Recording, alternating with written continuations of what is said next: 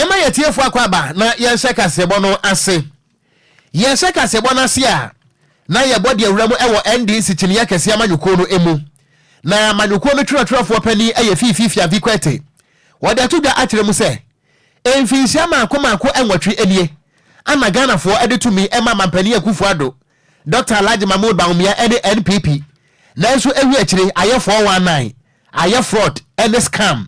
Ana wamodi abu Ghana emfinsia maako enwatwe wetirem se wutie NPP amanyuko no pa sabra na omo opposition 2016 na wamano dada frem ete se ewo sikyire ni atadwe ade afra enu nti wamhye Ghana fo mabunu bo yeba ye de napko beba yeba ye de you start beba na no ana wapani fifi avekwata kyire mu se emfinhia nwatwilie napko nu a ye de ho billboard eje Ghana kwa ho nyire hia ye no se bio adane mu anan na eyefo 19 amamuo ana mampani Akufo-Addo ene Dr. Alhaji Mahmoud Bawumia womodi aso Ghana fo apampamu a ene edayekom se kupache a Ghana fo ye bre nanso abayi wonte hwe wobra fifi avekwete waje bre ne nsamtrofo di nkomo na wokyire mu se wono de obeka no kra kyere Ghana fo se NDC amanyuko no womo nka kyere Ghana fo se womo de heavy eba esan tumi a wo penti nembom de obetima kra kyere Ghana fo nyina no ede se empanisi obi a waye bida ye mane mo pia fo na nyame abiewu na se Ghana fo nyina beka ya wobra kane mampani John Dramani Mahama na wati abaanwa so se mampani no obi ahunu ye de wadi mfinhia enan eye Ghana na se wode to mampani Akufo-Addo edi mfinhia nwatwe ho awurade etse se bia wodi hia wo besiase etoto trasako difference no eye white enu nti waka kyere Ghana fo nyina se wapani ma bosum de toso enso no Ghana fo sa mokote ballot paper no a mamu hwe benku mamu hwe nifa mo hwe ye na MPP fo amfa nwamo ene atro ama badi mutumi nembom mo nwine mo dache ho nkane na mo princess mu ema mabra bofre se kane mampani John Dramani Mahama de Ghana for them say why be pay no besa ye biom emusem nie to elaborate plans which plans we believe will set this country back towards giving hope and prosperity to our young people again. Over the last 8 years we've seen the hopes of our young people totally crushed. I don't think there's been any time in our history, maybe prior to 1982, when we've seen so many young people want to leave this country in droves as we have seen over the last 8 years. It's sad. It's sad that this country, that on the verge of 2009, when the NDC came to office, we had young people who were trooping back to this country from the US, UK, different parts of the world, because they saw hope of a country that was again looking towards building back. Fortunately, over the last 8 years, we have seen nothing short of the collapse of the economy of this country and the loss of hope and the despair of our young people. Now, so we do know that the policies that are going to be unveiled today will begin to give you hope again. But the hope is not just in the policies, because you know what? Anybody can have a policy. Anybody at all can have a policy. Over the last 8 years, we have seen policies that have been unveiled. How many of you remember NAPCO? What has happened? What has happened to that? Because it was nothing but a scam and 419 policy. It was a policy that was designed just for votes. Eni ayeti yeyi eye NDC amanyuko no opani a wotwotwo de ma honom yewura fifi avikwete ana wotira se NPP amanyuko no de atro ehrodo hurada sam ne nkontompo de baji to mi free Ghana for nsam so wi akire ayefo wana ya mamuo emunsam ana wote ye no ye to akase bonso ani gusuwa ejina mu ewa National Democratic Congress NDC amanyuko na kache a wane de nsama tudwa ejirem se oman Ghana adusua ede omakoma so ye pa antini sente no afi wo muntu ahodo mo bono man Ghana mu nyina no ensema ahodo mo kan nyina ne se ne Nyankopon ya dona Ghana de hie nyina gitum na opanima abusumedi ene mai ne de toso nson ye ko sene gokoto aba ne ye kai ehuru se NDC amanyuko betumi abo Ghana nti ye to aba de ma no mo de mo ba pe ade ba kwade makoma so nyina ne se ne uye obi afi ne wanya akwanya se wa be ko eye meche university ne bi ane se sua pompe uye obi a wo kwa level 100 na wo ko ya pe eja school fees no wuntua ka preba ne nyina mpirifo be fa ho ka e de amount Evito makaze chirem say ze sia mekese no free teachers na ekwa so no eyaban school sunkuto na wonu munya kwanja nti Ghana di hie bia wonu de omokwa private school no omu chirem say sia mekese no omo de tezemfa so ba kumpo enya de a wonumanya binte no omo atena ase adwene wa hunu se dabi omo Ghana no national cake no ese obi atumenya bitafrenti omo ba pe eno so ma ne saa ndi akwankra school ni nyina no wonim se secondary school pe omo ba e wona muso betima yefine Ghana de hye wonumanum etimi ajepa na public relations consultant and officer member edema NDC youth manifesto team no eyo opinion ni festivals min song eyoru wakasa kirem say wo hwa na mo a wonu mutuo na beboa pa mo man Ghana desua etimi akoso ye parody se mo ya de tu dam na da wo ma moden ekopa onom youth manifesto edwumade hontoma ewo chese na UPSA won ka prebatenum na onom kirem say ene yesi ameke say de NDC amanyoko no Ghana de hye momoden sa afi ya bar mko kilometer mu francis suma onu mafiri sen hihye pe gu akwa we mu no enya sem kuma kra wonu mu kyerem se obi bia mbefa ombenya sika de abɔ no my Ghana ehuma su etumeje ne naso etumi akoye ma Ghana de hye nyina no obi atumenya kyese ehuma su ehumfa so no momoden aye hye pa ma Ghana so yetumi akoye nim ewo mpuntu mu ojemere ekese odwumede na se emu enkyere mu nie. I want you all to say with me, no fees stress. No fees stress. What are we saying? President John Mahama is simply promising that 1, for all university entrants into level 100, you are not paying academic fees. No academic fees for all level 100 students. We've heard many stories. We've heard many stories about students who finish school with 6 A's, 7 A's, 8 A's, and we have to start crowdfunding sources for them so they can enter into university. Any awuti a public relations consultant. Onukran so a member edema NDC youth manifesto team no. The day Eddie Festivals min song ejoru nene ena wote ya no. Yentu akasiabo no so na ye free NDC amanyoko no mu a. Yemo mfemura mu ewo NPP na ho so yemo na ho ntiti say wen na nyina no ene say amanyoko no twotwofo pani eye Justin Kodua Frempon me ame wafase wada tudwa akire mu say elipa ni bi wo hono mu a wono mu amanyoko no say NPP ma enti enfinhia nwatwiniye mampani akufuado ema wonom eye akwanya appointment ahodo nanso wo munya esoro ho kwotena ye no wo mu nko adidi amen amase bi ekwomode nkwada wo fom ho nti Justin Kodua Frempon ene wode won ne wan won ne tu ene won ne train na pie montre so akire mu se bi o se munya kwanya beso ye se appointees ya enkyere se e bia mo no mo qualify che obi a wo Ghana hawo na emom na nka party ne wa rehye mu se ye de tumi ema mu se appointees no anka mo betimi aboa grassroots nanka party ne mo do akoso atena nkofo akomam na nso Justin Kodua Frempon wa akire mu a enei se wuti se monte titiru ene buru mantam num na sa obo NPP dia ema ne mema nkwada betia ne chiro wo mo senengwa efiri se empenfo na wo mo free mantam no no edufuru pe tire se wo mo nkwa didi mia ewiase obi ankwada na no na Justin Kodua Frempon chire mu se wedi nka betem wo wonen wo Facebook so na afedi wo de ba from amobi atibi na dwumadi akoso wasante mantam a na eye Ashanti Regional Campaign Working Committee and Women's Conference ana MPP twotwofo Justin Kodua Frempon wo ko gina se na wo kire mu se mu a moanya akwanya abesom sa appointees e wa memwo yi mu na mo nko a mo yam ne hia mo na nunti mama Ghana ebre no wo be hye se ma akoma fa register wo bodi ane wo gu ani mu ase e wo dom mu na hwade a wo pre ho. Well, if you are an appointee in this government, it's not as a result of your qualification, it's not as a result of your age. It's because the New Patriotic Party is in government.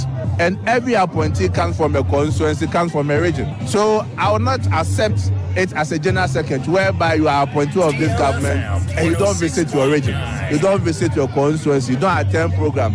So that's the comment I was making with respect to some appointees who don't go to their constituency and their region. And I'm telling you, I said they shouldn't force me to mention names.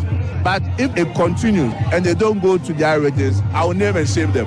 But then the wishes and reality are two different things. And I can tell you, the team that we have in Ashanti region, plus the running mate also coming from here, the general secretary.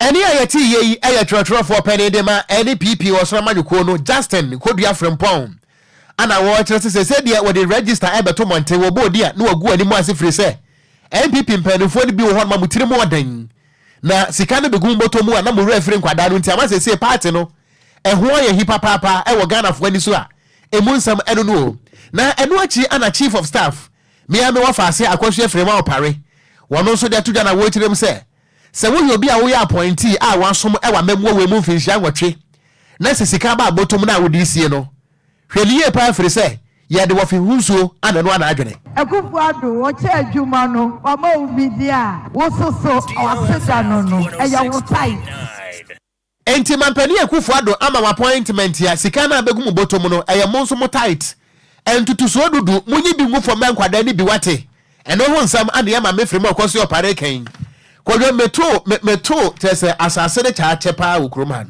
asase dia oh se obenya ska ofomafa me fe bi cha ai okon ada oye ho kruma obi ade posi ano nse na aka ni na nka ye kokoto aduane na nsesa na kai gya ne ho enso ene de e ka 10 pesos kra na opechira kwan Kwadwo praise hallelujah twaso bienko ya twakase bonso mampeni abedi akire Dr. Mahmudu Baomi akasa o kirem so maga na de hye nyina titiru ene mo emebunu no o hyem nyina bo se ne afiwe mo beti de nefri se wa hunu se amamu a wobuo no esom ani ye pa ne senti enyuma hodo bi amoye nkwasibo ne beka ne se startup businesses no obabo mo pa mane ma etimi akwaye pa e de mamo o kirem se enyuma ne bi hono ma eyenketenketen ebi so hono na ye adentemu ejese ne dwadie na mudie o kirem se ne nyina no de na koma so betimi aboa na sika ne dwata awda mo pe de tetremu nyuma mo no monsa etimi akapan ode se wona de tudwa e wo ma International Youth Day dwumadi e kwaso na asem titire na daso no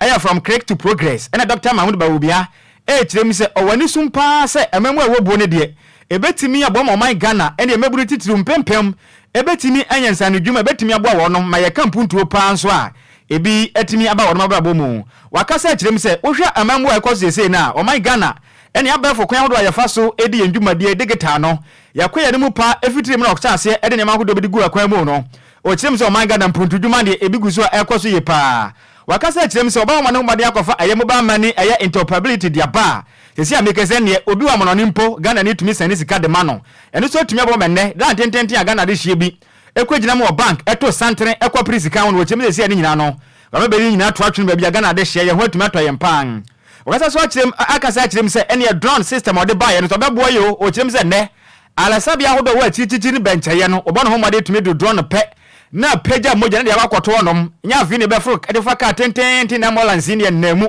ena salin dia kirese o kirem se nya waje fro ma isi ayekese no ene ma eguso ekona ne mpan wakasa ede afa dwumadi a wato nse ya credit system eno so de wakasa na Ghana de hye bedu ba bi no mobile phone bia na opebi na osika ensunti ya de ba ma baby phone ba 5000 Ghana cedis ubetua ne 11 Ghana cedis prebusun bia ne watua bi o kirem se no to ba boa ma Ghana ye bottom etma de pa o kirem se ne wodom de gwa akwa mu no Ghana de hye de sa de tie na ba we afi motoma ne pe mu bottom ebe de pa emu enkyeremu nie. We also launched an 8.2 billion cedi fund to support small and medium-sized enterprises to further demonstrate our commitment to youth development. And these initiatives reflect our comprehensive strategy to foster innovation, drive economic growth, and create opportunities for the younger generation. The future is about you, and we are going to keep going on to provide access to finance for startups, various areas.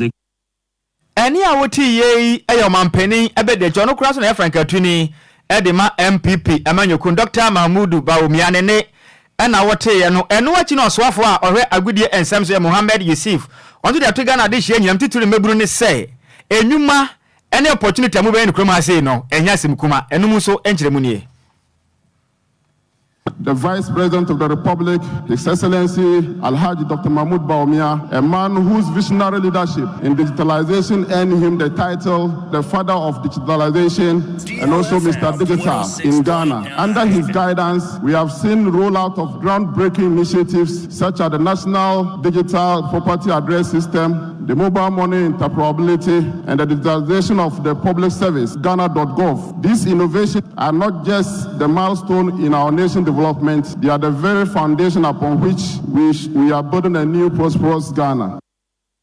Any awoti ye ayo swafo a ohwe o my Ghana yagudie ensem eso Mohammed Yusuf nene ena wote ye no yento anwumre no osia kase ebo no eso ye di free enkrapumpune mantamo asansa krokoti akwa DL wahanisia achiripo enkono wo ba ye Facebook no so a edem e wo hono mo a say wo do message no eto ase abeje bra kenkan ne nyina nso na ye de amount ye kwansa fufuro mu a na ekuo bi atwo mu ti ye fe wonom ese Friends of Bernard Mona na wo mo ekire mu se bi ewiase mpanisi sa aboa so danda wote ase a akuko na banko a wokopo so a enye na wo kirem se baga na manyosem ene wo bia ni swade hunu wo bie pa sa Ghana nti ebekọ na nimu a na akire se yewura Bernard Mona wo mo de wontimi fa kane mampane John Dramani Mahama mpone Dr. Mahmoud Baumia entoto no ho ba bia wo kirem a Bernard Mona atwi leti 2016 se wo beye Franka ekura ne diama PNC amanyuko no na wo bra wo de ni swade hunu eto fom no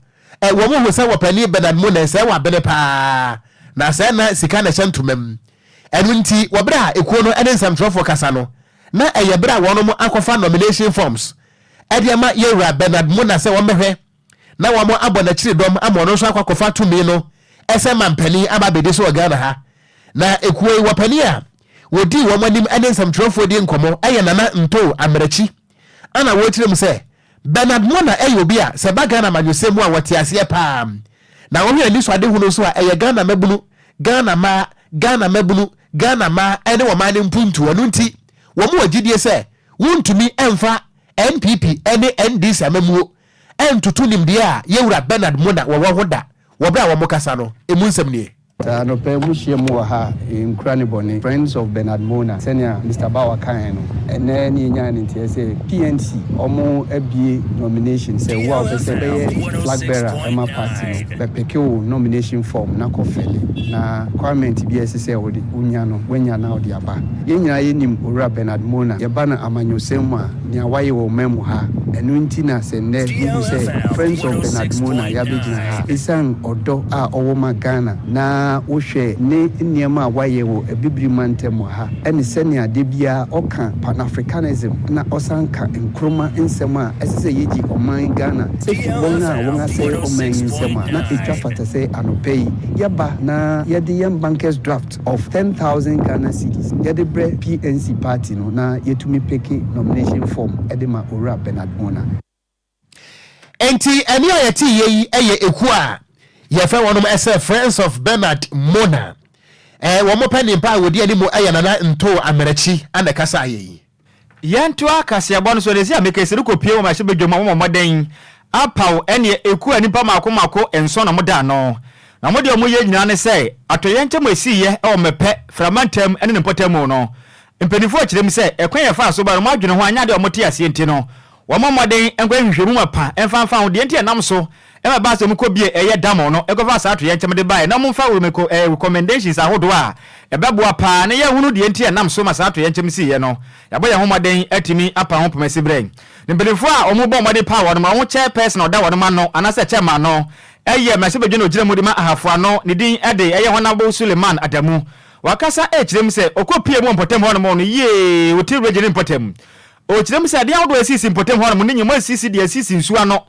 efinso ehonom ewo fom pe kura je senso no tope ebeyiri ade afa adan ne gira so wakasa ekirem se yekoya ne mo no ehu behia pase mpanifo betimi de hye pa egu akwa mu na atimi aboa ma de hye odom sisi na sisi nsu ano no wonom atimi atwa mu de afiri ho afiri se koba ne se de be ha dwen wahwe ne yenso bi mpoto kese na agya ekobie da mu hepe na sa to yenchama esi ya September 2023 no ebi asan akwa kwesi bi oni sente no ode awetu dwa se Ghana de hye ne mpanifo nyina momaden enka bi entuma mfa mom ne momaden afutuo kese emfa ma de hye mo from mantanim titiriw eni otiwe gene na afiri ne ekono ade ahodo asisi miamia ahodo nso to ebeyira fo momaden se sa na mo no woni beja na timi aboa ma nso to ebi eto na to kese a ekofa to yenchama esi yeri bi ensa mfa ma o my Ghana. We are going back to discuss it with his bosses, the issues of adequacy of relief items in terms of rapid response. When the disaster strikes, the response that we are able to deliver to them, to hold them for a period before they move into very permanent places. After everything is settled, the people who are affected, the victims, our response or our ability to support them to reorganize their life, to go back to where they were, even if those places are not even good enough, and we want to even support them so that any awuti ye 7-member parliamentary ad hoc committee a ono mate no openi ono na ye chairman de ma wonom eye hafo ano mrahye bedwane Aye Honorable Suleiman Adamu nene ana wote ye no. Eno achi na Edward Kwakukuma eye Oti Regional Director Edman Admo. Ono so akese kirem se ye kesa no emra to yentem ni se mbo moden efa ne ma hodo bebe ne kobo ade hye se betimi abo na to yentem kese to ye no. Wono betimi anha wono no so jemre ene semtrefo kasae. We have emergency meetings this year. DLFM 106.9. So,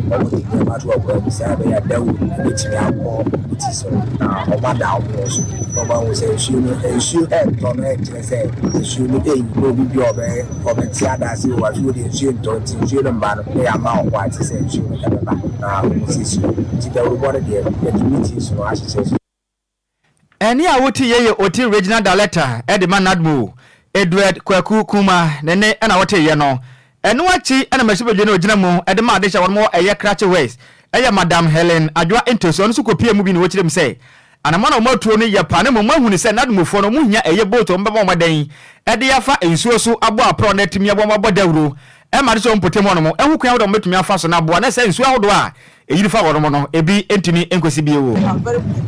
Terrains like this. Nadmo can drive through the town.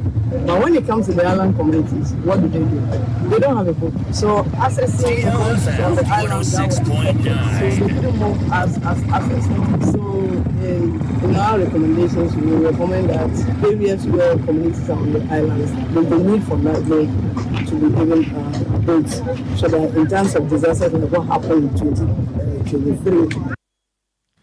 Eni a woti e mashibedwe no gina mu edema adehye a wonom ewo Crache West abeto empesiwa so Honorable Helen Adwa Entoso nene na wote ye no yento akasebo no so na yenkan Ghana fo adwempo ne kakra wo fake edifi new plan station and say Dr. Mahmoud Baumia the next president of Ghana ye da se no adwenkyere Dr. Down Blue edifi brimso apesika and say in any serious country Dr. Mahmoud Baumia will not even have the attempt to contest the election because of his abysmal performance as the vice president for the past 8 years, economic mismanagement, and what they Baba Mahama Obuasi, and was say Ghanaian youths cannot believe in John Dramani Mahama. He can't deceive us again. Yada say, and as safe as Bonnie, and was say hello Okogyeabour Sammy. News no emuda ho papa wamayajo. Na Kasiebono edemu Ewotema community 7 and was a more fire Vida Akatara was offer the election year. Okay, was offer every election year money flows for everyone to enjoy. But look at okay, I say that. Look at this. Hey, more dijimio.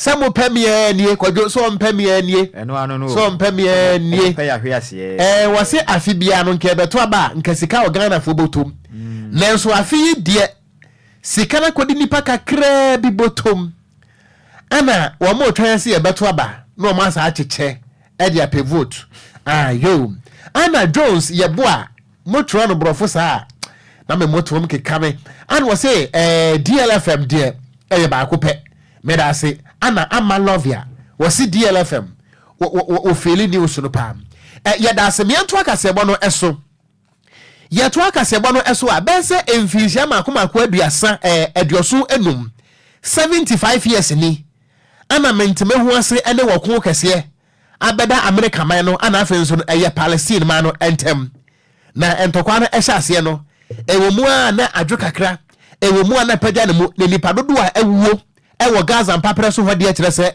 enya asam ketwa na besa abosomi edu elie ana ntokwa na sama ne tiri so biemu aye kasai sa de bechi ade besa nyina no America sojafo atoasi eye Palestine fo so a ye kum nipa se nkokɔhwede ene nkokɔ ewukrom hanu akire se enya asam ketwa na saara hosam a ekoso no enti ena adwumadie bi ekoso ewo eye Palestine wonom ambassador office a ewo Ghana hanomo na adwumadie na se no ana Palestine eye ambassador mekire wo pani a we si Palestine amano anamu eye His Excellency Abdel Fattah al-Sartari we gina simpie ni apaso na wo kire mu se eye wo hawo kese pa de mewiase nyina ne kwa se ewiase tena so ofiri se ede pa na asie nti a emfinsha bese dioso enum nie da bia ne da American fo mpese Palestine ma no wo mbekwa homeje mu we kire mu a de eka na kire kura ye besa bosomi edu eni a America soldier for de akodia akese ato ahye wo man no so na Gaza mpapre so ye chichi nipa hye demo ye de bi ko afiase amenu nti nipa enya homie kura na so homie a na bombu musie na homie e wo Gaza mpapre so wo bra ye His Excellency Abdel Fattah Al-Sartari wone yensem troni opoku active Emmanuel DJ active ekasa no ana wo kirem se ne ekoso no ewom se ewiase mansa ku bata United Nations wo mayo mafamu de se wo behwa masom Nhyiraba nanso no asa America ban no wonte hwe kura enu nti obesere pa asa ni mu animu United Nations nkoso a na wo munye bi nka ho firi se de ekoso no eye wo hawo kase e betima ha wiase nyina na ade bechi ade besa America sojafo ebo Gaza fo todwe no eto etimi etwa wo bra His Excellency Abdel Fattah Al-Sartari wo kasa no emunsam enie organize this day support to our people in Gaza and in the West Bank and all the Palestinian people in Palestine and outside Palestine, and we know all the world to understand what's happening in Palestine, and all the world now know that we are not light and start to remove from the dark to the light. It is not easy for us to don't talk about what's happening in Gaza, and it is very important from that I invite some of my friends, the ambassador, and all of them is coming, and this is a very big people asking to leave their houses. When the people leave, they go into school there with the people, and then they bomb the school. Enti eliayeti yeyi eye Palestine ambassador to Ghana. Nedi ede His Excellency Abdel Fattah Al-Sartari. What the sense of way to die and there? Ewa Palestine embassy ewa Ghana ha. Na eye ambassadors mako bese duasa. Ana ekopi emu ewa embassy hono mu a wo mu nyira esre se. Lia ekonsuament me ho ase ewa America ana afenso no Gaza mpapre so no ayeye ewiase mu pemo jadodo. Emunsam ero no. Yeah, to akase ebono so ane yebodi awrem o Ghana Registered Nurses and Midwives Association. Wono makase kirem se sesi ameka so mo ko wani mo no obone chepa agwakon be yentete ahodo e de mekuo no mani nyina matumi aboa momfo mani evanto nurse adwuma no kuto so afiri se sesi ayekese no oman no emu aya den obi mpo wie school mpo a se be obetumi aboa no homode anya adwuma yempo no ne emu eye panti omo ntena se enyenhwe ha ma de hye ne mresa anti no omamoden ama omo tete ombetumi anyansa ne dwuma account atumi aboa momusikasem atimi akonanem emperifo kirem se sa na mo we omutuo no enedua no mbo moden dwumade ni hye so omo head officer one ye shiasin krabopre mantemu na mo kase na mo kirem se wo hwe timeda jese omudwumade ni so ayaboa manuane atumi abuso ena vizu nuane pani betumi adua eno betumi abo mani papa omoden so atumi agire nyane na so ye pa na president Edema Kuno aya message perpetua aya ofuli ampofo wakase kirem se anamo mutuo ni nyina so betimi abo my Ghana nuane atimi abusu paama ye ho atimi atwa na wakase kirem se nuane ahodo aye benya apomudi wo mu no atimi bo ma ya pomudi sisi ye ni sente no ehu benya pa so mbeboa ma wo ma de hye titiriu na wo ya nurse fo no obatimi de wo ho ahye kwadwom atimi abo my Ghana kua ye nso atimi akonanem o kirem se ye kese no ade ba ko ha manga na titiriu pa ye galamsei adishe na jo manga na nsase ni nyina se no ene ye ho kire nuane ahodo ye nyenye nutrients ahodo be boa me nuane na atimi nuane pa no ma se ni nyina ne senti wakase kirem se penifo mbra emo ho moden afa na mapangu akwam ne ntumi moe na sa galamsei tuo so ekoso a ese o manga na mfuo no eto entimi ntwa ojemani santofo kasaye emu enchiremu nie Ghana ha yene na yenim se bano kuayo a enka ewo se enu ne die nim titru esan se nyame aye yadom yewo asase ewo fertile soil enso no enioma bi ya tochima kakra ene illegal mining ekoso a ese asase no ne yensuo emma eduane a ene yekọ dwoma yekoto no kra no yehu se de yedi ne eyade papa o se ye bonio enso ye di ko research bebrea akoso no kire se nnuane ni bi wo ho a ye ton especially tubers ni ade na etu free asase ni ne other legumes ni ade ni na are being impacted by some of these poison substances e ade e hadwen yi eni awoti ye aya president Edema Ghana Registered Nurses and Midwives Association no ne den ade Mrs. Perpetua Ofoli Ampofo ne ana wote ye no eno echi ena Mr Prince Opune Frimpong oye chairman Edema Greater Accra Regional NSN Ghana Registered Nurses Association le gina mudima wonom ono so aka se echirem se adeba ko betimi aboa no my Ghana yetuma gina na titru pa no eye nuane pa ebenya di senti wakasa echirem a Ghana nurses fo nyina fo mu mfa nhyem enuane mu ne ntube moe na ku adwuma nkwa no betimi abo my Ghana se enuane pa tumi adi e ma promode no atimi esisi so pa wajemre ene yamani boni average eye kuma Samson edi nkomo emo enchirem ni nsia ka se transforming food systems so be bin say nutrition and agriculture by enye sanity say ye health workers na ye hwe say ye food security say obanyim na we enye aduane papa ndi obanyim na we ndi aduane a yare wo mu a obewa akwala no na enye ne papa mu galamse aye ka ho asemi say ye say insuo ye say ye water bodies any enho aka na obi be wo na akwala ne na ni ho obi be wo na ne ni ho eti say ye ka say ye transforming food system ye hwe say ye de nyoma ebegugu akwan mu mekai 2020 we have nurses they are into agriculture, they are into so many things. Any awoti ye a Greater Accra Regional Ghana Registered Nurses and Midwife Association. One of my chairman, Ocran Nhyiraba National Youth Coordinator. The day at the Mr. Prince Opune Frimpong, Nene and awoti yano. Yengina weso enje abuafo enkratwo yeba sisia.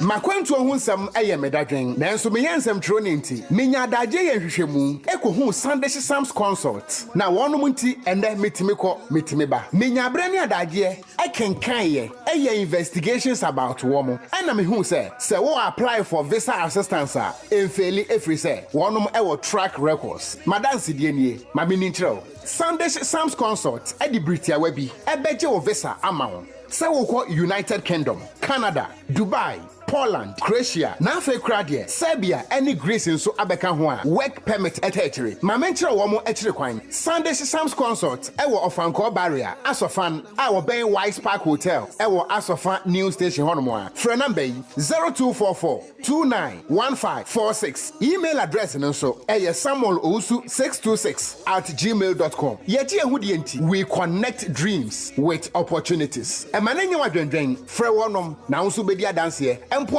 media. Hey, anokwase fix my ride adwumayekoi ama omanfo ebopre mine etwetanga egu yeso okrom ha papa se eja Ghana ha wo mu ne abenfo a wo mu sisi accident cars man ye se car ya manufacture na neyia wo mu bomode eye engine tuning, overhauling, body works, oven spraying, air condition service, upholstery, electrical works, automatic gearbox repairs, maintenance na general car servicing bia se wo car dada anase asay na pese woton fra wo won beto e dia ma osesia wo mo wotorin car beto car ma free so your customer dia and so the accident car ba on be ma car fofo se etwi enu so free shesha fix my ride limited e chi kwan wo Accra Academy School no enchemu ho Odoko Police Quarters kwan no so Atiko Junction Goyo Fuel Station no echi Kaneshi Odoko Highway 1 crime fresh 0303 944 880 0202 227 660 0540 556020 and our website www.fixmyrideghana.com. Fix My Ride, own the finishing. DLFM 106.9.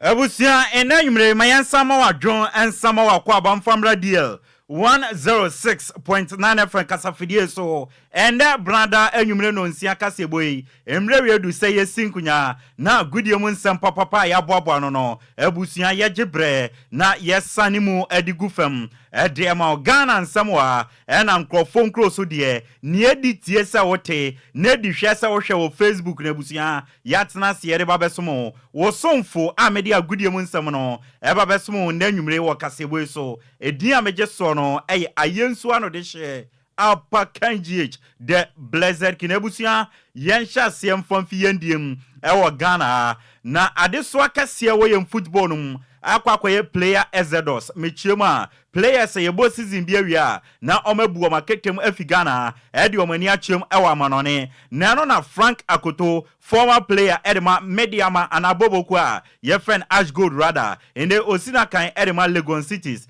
na Frank Akoto echema nientia players ne yebo season wia no mu nyina figana edi omani achemu ewo nkrofon kroso ne se football na yeye okrodue mu ano sika nim intina players no etukwan no earlier on a can say then system do and intina obia young player be up to tukwan experienced player be up to tukwan because domestically no can say then football do and football so football na you Frank Akoto former player Edema Obuasi Ashanti Godine osina kan Edema Boboku a your friend Legon Cities and watchum say nientia players na ntina Ghana ha awomokwa manone ani see football no sika enim na coach Bashiru Hayford and a coach Edema Boboku a you're from Heart of Lions na wakasa yebizase coachito season ya yebabe komu 2024-2025 season no mono yanhwe anim se bekosen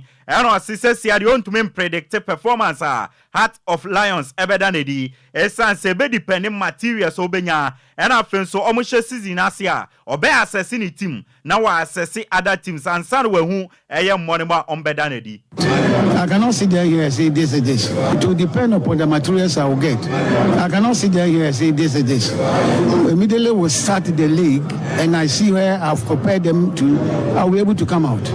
But I don't want to conjure something that it is impossible to predict. So let's start the league, assess the players, watch 2 or 3 matches of the other clubs, then I will tell you what will happen. Legendary coach Bashiru Hayford in day no coach Boboku a you're from Heart of Lions Enebusia Watenenka newly promoted Ghana Premier League side you're from Vision FC Nansea Division 1 League Super Cup neba so no omo J edisi omo na omu coach your friend Nana Kweku Ajiman Ochema osi ono ye nipa bia ne mentality o de wo wiase no eye different kra se opade bi ne wanya ni nyina kra na onya kakra nani so enti waka che ni players ne se some mentality na no mo de wo division 1 no ende omoba Premier League no e so mo se Premier League no e different. The mentality of it is a little bit different. Big back competition, probably the Premier League or any other thing in life, thinking that, oh, Semignano, the Kirby stay crana, and you're bad. You know, I build it from there. The mentality is a bit different. And the first thing I told my boys, they said, Papa, Nana Kweku Ajiman, a coach at my Vision FC, and Abusia, Waten and Kanansiana Bobokwa, your friend is Summer Test 1996. Omo eno J Ghana Premier League no omo jina Ghana nemo ewo CAF Champions League nansi ano mu remo ewo RTU ekwa signing player your friend Hassan Mohammed Mankuyeli na Abranti Alasan Mohammed Mankuyeri akasa ochemo se CAF Champions League gamer Bobo kwa friend Samates and Victoria FC akwakobo no oye focus why ready for sa game no esa se Samates ebetumi akomanim ewo CAF Champions League no ma ejina sa game we so I'm really focused for that particular game. It will really determine how far we go in the tournament. So I'm really focused. I'm ready for it. And I think it's motivating to not in me particular, but for me, my teammates. And it's really motivating for us with much effort. Hassan Mohammed Mankuyeri, new player, Edema Samates 1996, Enebusia, Watenenka. Takwa and Abuosu Stadium. Ye trying tia FN TNA Stadium. Ye sini fufro kra. Go Shows Ghana Limited. Ena SC Ediama Bobo kwa. Ye friend Mediama Sporting Club. Nyami adama fiada edi enimono. On the 16th day of August 2024. Ye pound to ma F bruta. Honorable Benjamin Kesse. municipal chief executive ma takwa insoyemu na wakasa osine niaje se Goldfields etumesi TNA stadium no ama mediama ose waye former administrative manager ama mediama pen na ne time no ohun supporters na gire wiem ani nsuo mu ehwe games intinde si abesi stadium ama na sade NCB wa nani aje. I'm excited because my background is football. I've been with the Mediama Sporting Club as a management member, particularly as an administrative manager. So I am aware of what we've gone through. I experienced those things myself when supported. Honorable Benjamin Kesse etwane nsam so enodi tu dwa se Ghana no ade ba kwa wane se ye ya de fufuro wi na fedi ato nsammone ne yesese no ye maintenance culture no ye very very poor enti supporters awodo ene mo amobeba stadium o abehwe game awotie ne na yesini foforo no otumofo unnim na oba na wo ye wadwen se obese stadium na oma fix CCTV cameras ewo stadium o nyina o se bibi wo ombekwa akobo omuhu a omema police fu achew na mrane ni wadi. Speak to the fans, spectators, those who will be coming on the 16th and even beyond, that this is a nice thing. Don't come and think of, destroying everything or destroying something. If you do so and you are caught, you will be held singularly responsible because. Honorable Benjamin Kesse MC. Erema takwa inswayemu enebusia watene nkano coach Evans Adote coach Erema Mediama kum technical director first no coach by ne omode no akwa technical director o se last season no Ghana Premier League no person mu defend nanso enyama nyeye emomu di 8 season ye be no omo target ne so mbeji Ghana Premier League no e de esi omo nanso. I'm saying the past is gone. All that we need to do is we wanted to defend the title. Yeah. Unfortunately, it slipped by. At the end of the season, we placed 8. It doesn't speak well of Mediama. So target now for Mediama, as I speak, we want to reclaim the title. By close of the season, Mediama is champion. Coach Evans Adote, technical director, Erema Mediama, and Watenen Kanyami Adama Fiada. TNA Park na yebiano no Mediama ene kotokonebo na chairman kumi Western Regional Circles chairman ma kotoko se kotoko de omunim friendly game nti sa game na baso a omonde Mediama bebono o ma fani serious kwambia so fiada ombehye Mediama. You need Friday match, you need leg match, and you need the match you have to do.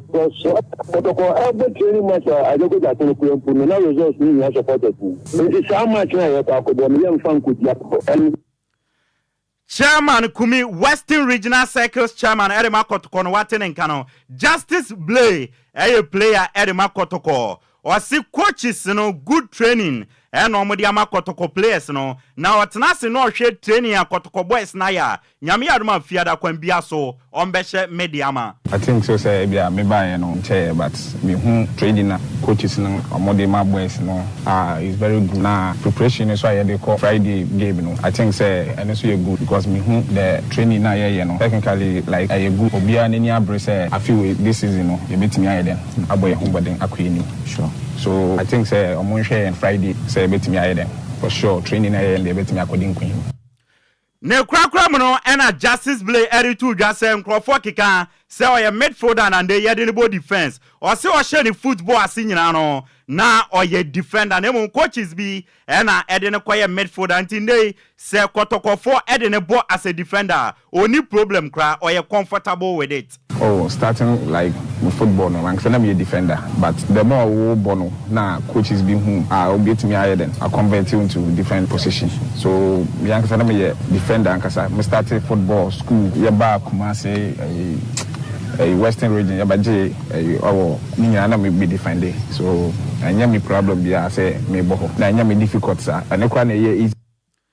Justice in Kukuble Anabusia. Watenen kano yamfa fie seminisi teo ewa amanone no ene bobo kwa ye frene Chelsea omo abrantie ofi England ye frene Kopama Oma extending the contract no for 3 years. Enti me no ka say Abranti a yefre Cole Palmer no obetna Chelsea until 2033 into the next 9 years no Cole Palmer na Chelsea. Now we see a kind Eddie Amoma. Yere won some area to him. Conor Gallagher English midfielder. Ordinary chemo ewa Atletico Madrid wo Spain. Now wakosia kan Eddie Amoma. Na Brante Iron Medicals was sign a contract. No contractor Chelsea any Bobo Kwa. Your friend Atletico Madrid ebe sign on. And on a some kakraba untini amete. And it's a Chelsea as a fra Brante no. Se onfi Spain nombra England. Se bibia tutomudia. Na ome jano no wakosina kan. Eddie Ama Atletico Madrid. Ede won some Eddie etuenim. West Ham United ni Atletico Madrid. French midfielder. Your friend N'Golo Kante no. Osina kanima a Etihad. Ewa Saudi Arabia. Omani abreso mbesano. Na momono Bobo Kwa friend a Etihad. Aka chetim we say oye unsellable. Omontono. Inti team samopeno no. Mompe bebinfa.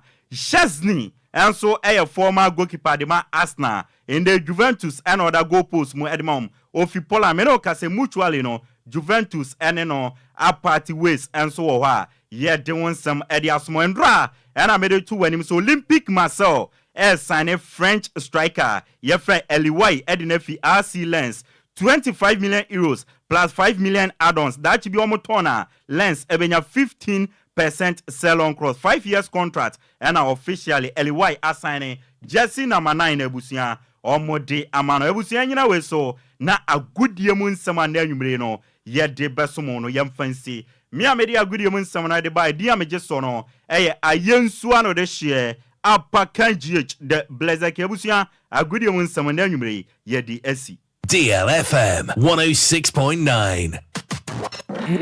It's official. DLFM 106.9. It's official. DLFM 106.9.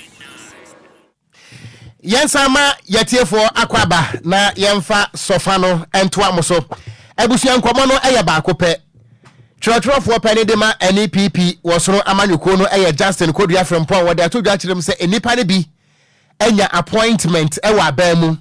Nanso wo modu furu penti ana amenne party no ubodi a na enipa bi buafu eno ntire sankofo na hwe ya wo bebo wo nyina di ato abonten so agu wo animu ase pa enya asam gotoa yeni nkomo wo sankomo wo eho 0534 050199 0534 050199 and 0593 406565.